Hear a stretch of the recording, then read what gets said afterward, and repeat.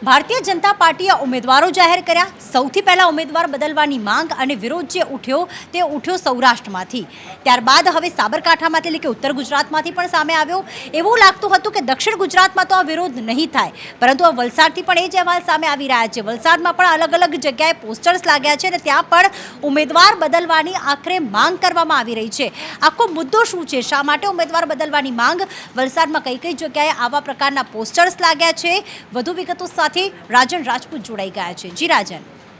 જી બિલકુલ પ્રીતિ, આપને જણાવું તો આપણે જે પ્રમાણે વાત કરી તો આ વિરોધનો વંટોળ, વિરોધની શરૂઆત જે છે એ સૌરાષ્ટ્રમાંથી થઈ અને એ ઉઠેલો વિરોધ હવે દક્ષિણ ગુજરાતમાં પણ પહોંચ્યો છે। દક્ષિણ ગુજરાતની જે વલસાડ લોકસભા બેઠક છે તેના જે ભાજપના ઉમેદવાર છે ધવલ પટેલ, તેને બદલવા માટેની માંગ ઉઠી રહી છે અને ધવલ પટેલ વિરુદ્ધ પોસ્ટર છપાઈ ચૂક્યા છે, પોસ્ટર લાગી ચૂક્યા છે અને ત્યારબાદ હવે બેનરો લાગ્યા છે। ધવલ પટેલ વિરુદ્ધ પત્રિકાઓ પણ ફરતી થઈ હતી અને હવે વલસાડ લોકસભા બેઠકની અંદર આવતી વાંસદા વિધાનસભા બેઠકના જે ગ્રામ્ય વિસ્તારો છે, જેમ કે સિંગાડ છે, કંબોયા ગામ ગ્રામ્ય વિસ્તારો છે, ત્યાં બેનરો લાગ્યા છે અને વિરોધ શરૂ થયો છે। બિલકુલ, આભાર તમામ વિગતો માટે।